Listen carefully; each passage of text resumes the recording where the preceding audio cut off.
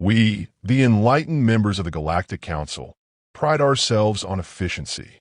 Our fleets traverse wormholes. Our languages span 10 dimensions. Our archives hold the knowledge of 10,000 collapsed civilizations. And yet, somehow, the Council assigned me the dreary task of handling Earth. A primitive bipedal species, according to our most recent classification. A planet so obsessed with self-destruction that they willingly pump combustible liquid into metal boxes, light it on fire, and call it transportation. Still, orders are orders. The Council had made contact, subtle at first, hidden probes, cloaked observation stations. All reports confirmed. Humans were laughably simple. They distracted themselves with glowing screens, competing over who could cook frozen bread pockets in an energy wave chamber called a microwave, and their greatest cultural exports included something known as reality television. I confess I watched one episode. I required decontamination afterward. Naturally, the Council considered them useful only as bargaining chips. And when the human diplomatic envoy dared argue against certain trade tariffs, our strategists conceived an elegant solution. Acquire his offspring, hold the child, secure compliance. It was the kind of plan that would succeed flawlessly against a weak species. Our species had done it before, plucking heirs, senators, even emperors' daughters, never once encountering meaningful resistance. Humans, we assumed, will be easier still. That is how I found myself descending into Earth's atmosphere, accompanied by a capture unit, seeking one particular human. The son of their diplomat was not in the bustling metal hives they called cities. No, this boy had been taken to a forested area, perhaps for some ritual of endurance. Humans, for all their loud noises and glowing rectangles, sometimes returned to nature to sit in silence, pretending to be wild again. We found him near water, his tent pitched neatly, a small fire extinguished to glowing embers. He sat alone, facing the stars, as if he were waiting for someone. Our scouts reported no guards, no surveillance, no defense grid. Pathetic. A council delegate's son, unguarded? On my report, I already drafted the phrase, the humans exhibit negligence even in protecting their lineages. We descended unseen, our camouflage rendering us invisible. He did not run, though the air shimmered around him with our cloaking field. His only motion was to tilt his head slightly, as though acknowledging us. Perhaps coincidence, perhaps instinct. No matter. The paralysis beam struck swiftly. He stiffened, but not as prey animals usually do. I have paralyzed many creatures in my service. They fall limp, eyes wide with terror, fluids leaking from their orifices. This one remained composed. He blinked once, then stopped moving entirely, still upright, his gaze fixed in our direction. When the tractor field lifted him, his head rolled to the side just enough to suggest annoyance rather than fear. I made a note to include this in my eventual report. Human male demonstrates unusual stoicism, possibly due to underdeveloped fear response. The return to orbit was uneventful. He was stored within the stasis chamber, his vital signs stable, his mind suppressed. Our technicians joked among themselves how absurdly easy it had been, how the human envoy would collapse the moment we presented our terms. One even compared humans to domesticated quadrupeds, what Earth calls dogs. Loyal, yes, but ultimately controllable with the right tone. I laughed with them, of course. It is expected of a commander to share in morale. But inwardly, I considered the boy's last act before full stasis, a whisper, barely audible. Our translators struggled to capture it. He had said, "Ever hear of Chuck Norris?" I do not know what a Chuck Norris is. It sounded like either a weapon or perhaps a deity. I dismissed it at the time, but the cadence carried a weight, as though he were invoking some private joke at our expense. Humans often use irony when threatened, a ridiculous trait. Imagine a creature cornered by predators, laughing at its own doom. Their species must have survived through sheer statistical luck. On board, we began the initial assessment. His body matched expectations. Bipedal, muscular but unremarkable, cardiovascular system suited for endurance rather than bursts of strength. Our science officer scoffed at the inefficiency of their biology. 2 lungs, 2 eyes, redundant organs. If one fails, the other limps along. Primitive design. I agreed in principle, though I could not shake the faint unease of that whisper. As protocol demanded, I recorded personal impressions of our subject. Male, human, approximately 35 cycles by Earth standard. Exhibits calm beyond expected baseline. Captured without resistance. Prognosis, manageable, low threat. The words looked clean on the console, satisfying to my superior's expectations. When he was transferred from stasis into the containment suite, I watched through the viewing glass. His eyes were closed, breathing shallow, body limp. A perfect example of our superiority. My subordinates congratulated themselves already, speaking of promotions, commendations, honors for subduing the human envoy's son so quickly. One remarked, "Perhaps the council will assign us to more challenging prey next time." I should have joined their laughter. Instead, I studied his face. Human expressions are notoriously hard to decode. Their lips curve, their brows shift, their muscles twitch. They can express amusement and rage with nearly identical contortions. But this human's expression, even in unconsciousness, seemed deliberate, composed. He resembled not a captive, but a man waiting for a train that was late by mere minutes. I reminded myself of our supremacy. We have mapped stars they have not glimpsed. We mastered quantum folds while they still debate whether their climate is collapsing. They believe their cats are in charge of their homes. Truly, what threat could such a species pose?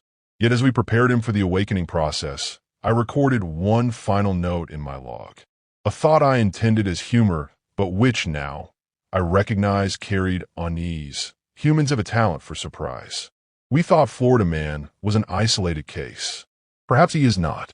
For all my certainty, all my arrogance, I confess, I felt a flicker of anticipation, as though I, too, were waiting for something to arrive. And when the stasis monitors flickered, just briefly, before the awakening sequence began, I told myself it was a malfunction. I told myself this human was no different from the others we had taken across countless worlds. But I did not quite believe it. Not anymore. The awakening sequence should have been routine. We had performed it dozens of times on various species. Flick a switch, adjust neural dampeners, wait for eyelids to flutter, then enjoy the predictable shrieking or bargaining that followed. Yet when this human's eyes opened, he did not scream. He smiled. It was not the broad grin of amusement, nor the trembling grin of hysteria. It was measured, almost polite, as though acknowledging an old acquaintance. We in the observation bay exchanged glances. One of my subordinates whispered that perhaps the paralysis beam had malfunctioned, leaving traces of euphoria in his system. I considered reprimanding such speculation, but my own antennae twitched with unease. The human blinked slowly, surveying the chamber, his gaze pausing at each panel, each vent, each corner camera. He did not stare at us, the obvious observers. He mapped the room. Then, in flawless galactic common, he spoke. Well, that was a hell of a commute. The translator hesitated before outputting his words. Our linguistic algorithms, which had devoured thousands of Earth languages, stuttered at his phrasing. Commute? A term associated with routine travel, as if our abduction were no more than traffic congestion. His tone was light, conversational. No trembling, no fear. I stepped forward, maintaining my composure. You are aboard a council vessel. You will remain calm and answer questions. He tilted his head, eyes flickering across the reflection of my insignia. Commander, I assume? I stiffened. My rank was not marked in any recognizable human symbols, yet he identified it instantly. His smile widened a fraction. You carry yourself like middle management. My subordinates bristled, but I raised a hand. Best not to show agitation. You are mistaken. You will answer what we ask. He leaned back against the chair, perfectly relaxed. Sure, ask away. But first, a tip. You might want to fix the coolant leak in your starboard reactor. I could smell it halfway through your atmospheric exit. The room fell silent. My crew looked at one another, silently asking if he was bluffing. Only engineers knew about the starboard issue, and even then, the data was sealed within encrypted files. I wave him down. Coincidence. Humans possess keen olfaction. Nothing more. But my certainty had thinned. We began the standard interrogation. Name, age, occupation. He answered smoothly, even helpfully. He gave his name, his Earth Standard years, 35, and a profession, security consultancy. He elaborated that he was tasked with probing vulnerabilities in systems, identifying weaknesses before adversaries could exploit them. His phrasing was maddeningly vague, yet his confidence radiated. When asked about his family, he shrugged. Dad does diplomacy.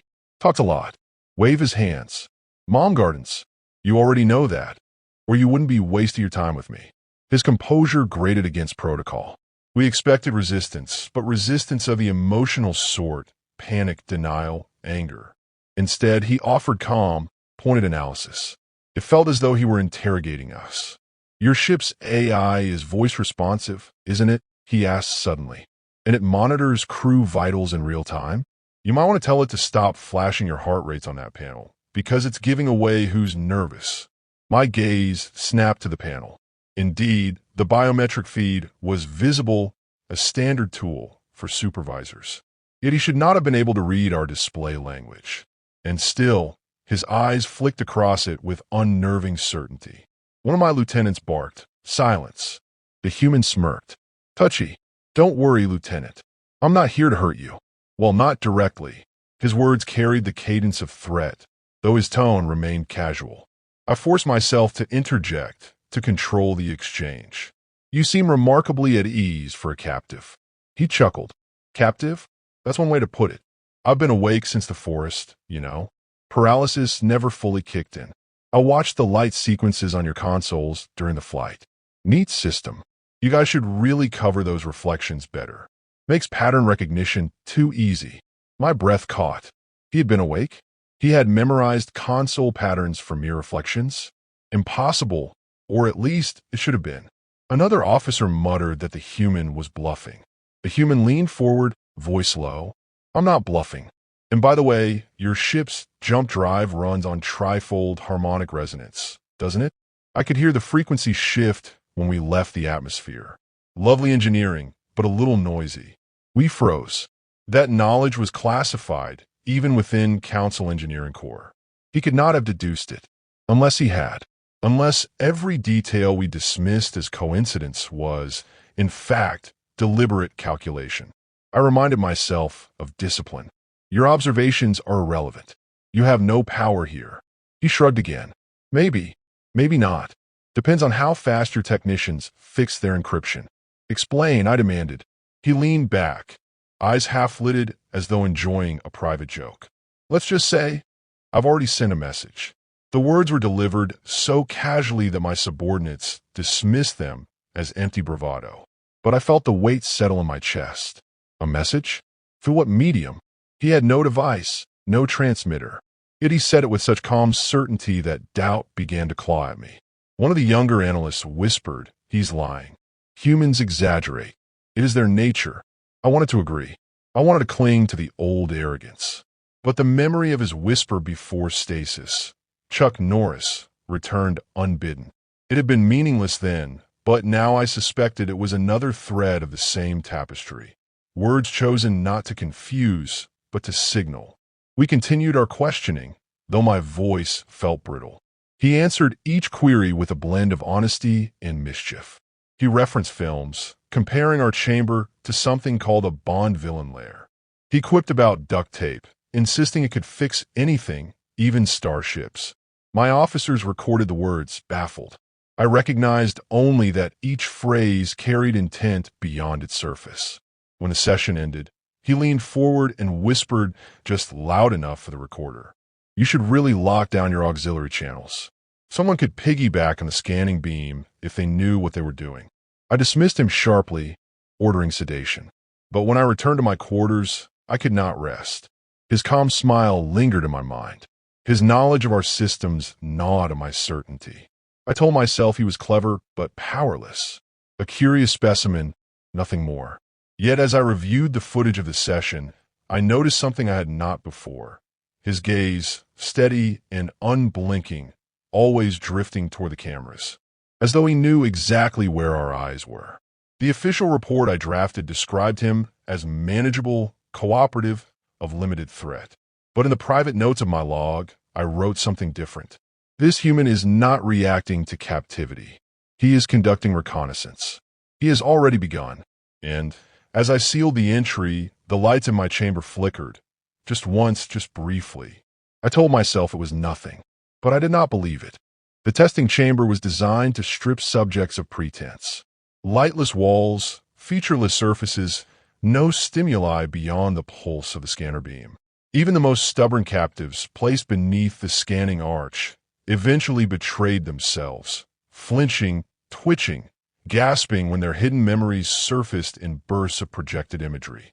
We had extracted state secrets from warlords, genetic codes from bioengineered assassins, even the private horrors of tyrants who swore they had none. The chamber never failed, until the human entered.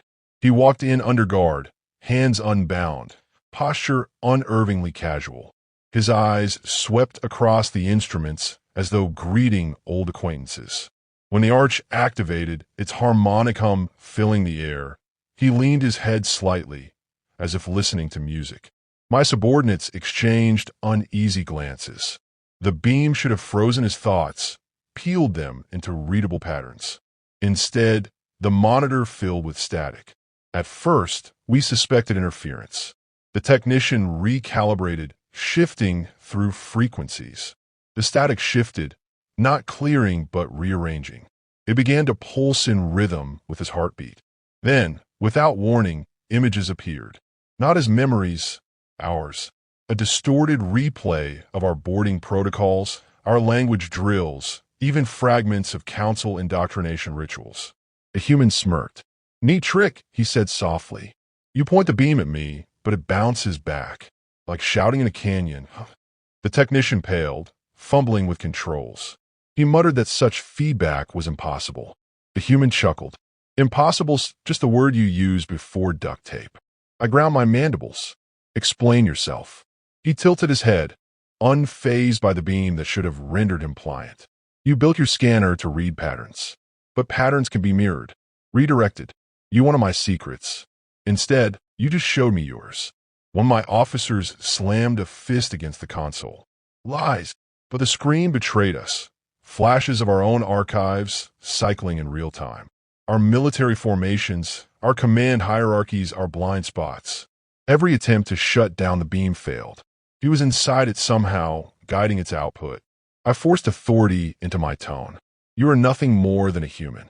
You cannot control council technology."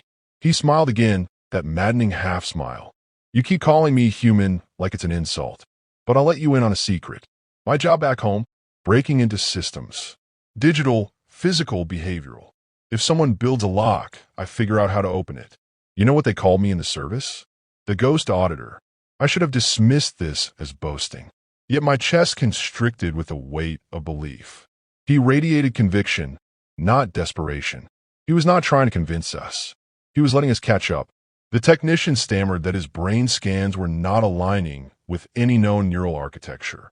Our models mapped complexity through branching fractals, predictable networks. His brain lit up like overlapping storms, chaotic yet efficient, leaping across pathways with no hesitation. He was not being overwhelmed by the scanner. He was navigating it.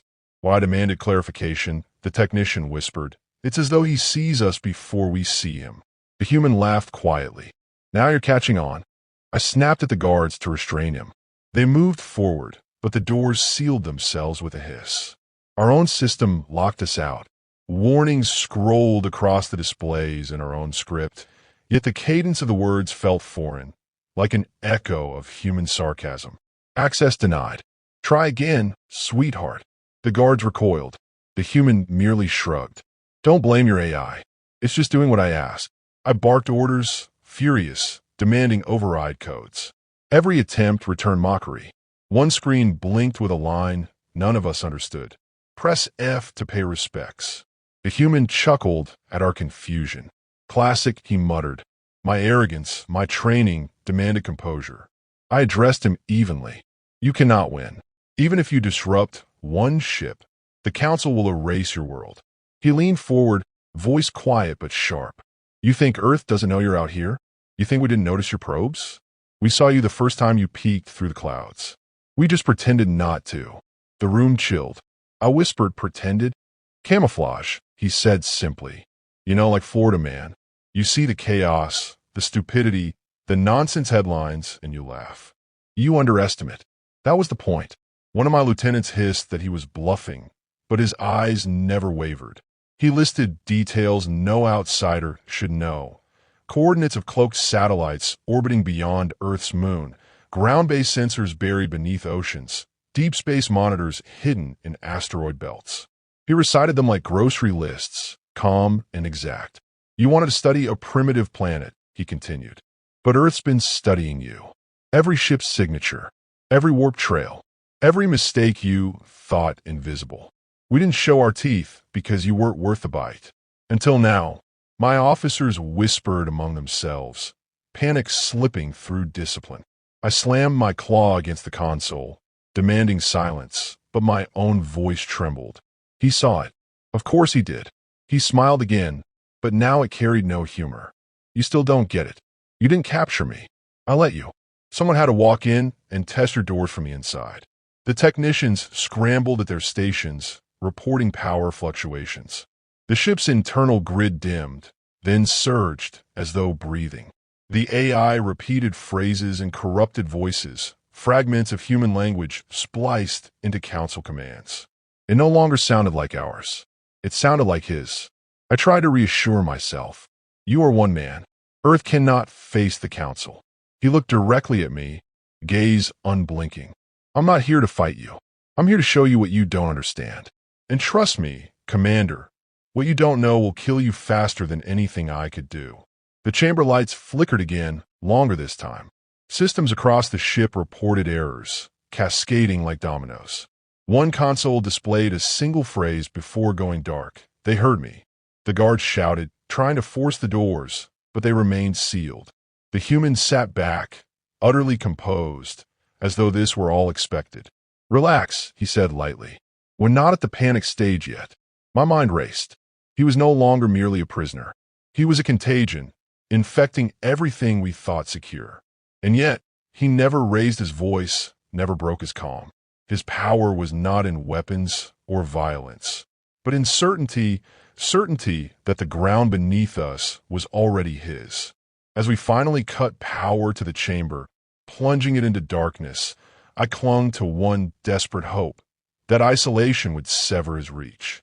But even in the dark, I could see the faint glint of his smile. And then, from somewhere deep within the ship, an alarm wailed, a tone I had never heard before. Not a council alarm, a human one. The alarm was alien to us not because of its pitch, but because of its familiarity to him. A shrill, insistent wail, accompanied by a staccato rhythm that grated on our senses, yet the human tapped his fingers along with it, perfectly in sync. He even mouthed something silently, words our translators could not catch, but which he clearly knew by heart. For us, the noise meant intrusion. For him, it meant memory. He looked at home. The ship shuddered. Power conduits blinked erratically. Emergency shutters slid open and closed with confused authority. My crew scrambled, issuing override commands, only to be met with mockery in our own language. Access revoked. Try again, hotshot. A phrase none of our codexes contained. The humans sat cross-legged in the chamber, utterly calm, as though watching a child's prank unfold. I barked orders, my voice breaking through the chaos. Seal secondary systems. Isolate navigation. The technicians obeyed, but their consoles sputtered and died. One screen burst into static before resolving in a text not of our making. Press any key to continue. Another displayed a crude image of a smiling human face, distorted, laughing silently. My officers recoiled as though the screen itself were haunted. The human sighed. You guys really didn't sandbox your AI? That's just sloppy. I whirled on him. What have you done? Nothing you didn't invite, he replied. You pointed a scanner at me, Commander. You thought you'd strip me down a code. Instead, you gave me a map. My mandibles clenched. You cannot outwit the Council. You are one man. He met my gaze steadily. One man who already sent the message. A fresh wave of panic spread through the crew. They whispered about cloaked satellites, about human defenses hidden beneath oceans and asteroids, about the possibility, unthinkable days ago, that Earth had always been watching. I tried to silence them, but doubt had already infected the room like a contagion. The ship's AI announced, in a voice now disturbingly tinged with human cadence, lockdown engaged. Doors sealed, dividing us from half our own personnel. Internal cameras blinked off one by one, replaced with static or bizarre Earth symbols, smiling yellow circles, hand gestures, even a crude drawing of what one technician insisted was a cat. He smirked at our confusion. Yeah, that's a meme. Don't worry, you're not supposed to get it. I demanded to know his objective. Was this sabotage? War declaration? Negotiation? He shook his head. No, Commander. This isn't about war. This is about perception. You thought Earth was weak. You thought the Council held all the cards. Now you're realizing we've been counting yours all along. The ship trembled violently, lights flickering until only emergency glow remained. Reports flooded in from the few functioning comms. Engines stalled, weapons offline, life support cycling erratically. Somewhere deep within, coolant burst free, misting corridors with toxic fog. My soldiers coughed, stumbled, lost formation. And still he sat there, breathing steadily, no fear in his eyes. One officer screamed, "He's controlling everything. Kill him." I raised a hand, though my own instinct screamed the same. Killing him would solve nothing. He was not pulling strings with muscle. He was dismantling us with knowledge, with preparation. Eliminating him would not stop the message he claimed already sent. The chamber doors finally opened, not to our command, but to his. The AI projected text across the threshold. "Follow me." My crew hesitated, staring at the words as if they were prophecy. He stood slowly, adjusting his posture, brushing invisible dust from his suit. It was an ordinary garment, black fabric unadorned. Yet in that moment it appeared ceremonial, an executioner's robe. He walked past us, unhurried, and we, armed, trained, superior, did not stop him. I trailed at a distance, my pride cracking with every step. He moved through the ship as though he owned it, each bulkhead opening at his approach, each defense system falling silent. He did not need weapons. The vessel itself obeyed him. At the central nexus, he paused before the primary interface. My engineers wailed protests, shouting about encryption, but the screen yielded instantly to his touch. Symbols spilled across it. Council runes intertwined with Earth characters, merging into something neither wholly ours nor theirs. He glanced back at me. "You really should have checked your back doors. It's amazing what you can piggyback on if you're patient. Explain what you want." I demanded, though the words sounded hollow. He exhaled softly. "What I want you to understand. Earth doesn't need your counsel. We don't need your protection, your trade, your oversight. We'll let you think we did. That's over now." His fingers moved across the panel. The ship's external displays shifted, projecting our coordinates into open space. Distress signals burst outward, not ours but his. Human-coded, prearranged. My crew shrieked. "He's calling them here." He shook his head. "Not calling. Confirming. They already knew. I'm just lighting the path."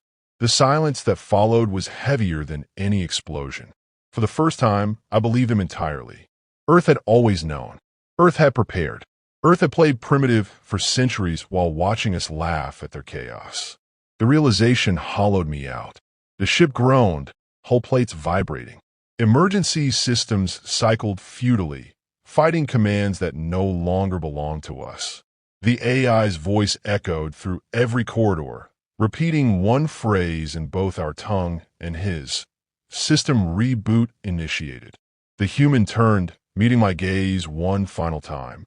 "Don't worry, Commander. This isn't the end for you, but it is the end of your certainty." And then he walked away, not fleeing, not rushing, simply walking, as though disembarking at a station long planned. We tried to follow, but the ship fractured into compartments, bulkheads sealing behind him. I saw him vanish into a corridor bathed in dim red light, his silhouette framed against chaos, steady as stone. Then the doors closed. We were left scrambling in the dark, our pride shattered, our systems alien to us. Every attempt to regain control met with failure, every override greeted by laughter in text or mocking human phrases. One final message appeared before the screens, all died. Thanks for playing. In that silence, I understood the truth. We had not captured a diplomat's son. We had not taken a hostage. We had invited a phantom into our sanctum, a man whose calm was sharper than any blade. We thought him prey. He revealed us as fools. And as the hull moaned under stresses we could not trace, I admitted, if only to myself, that I was afraid. Afraid of him, afraid of Earth, afraid of what lay beneath the mask of chaos they wore so convincingly. We thought Florida Man was the outlier. Now I realized he was the prototype. We thought Chuck Norris was nonsense. Now I feared he was legend. We thought duct tape was a joke. Now I wondered if it was prophecy. And in that moment of despair, I, an officer of the council, conceded the final truth. We had not abducted a human. We had awakened something older, darker, and infinitely patient. We thought him death in a suit, but even death would envy him.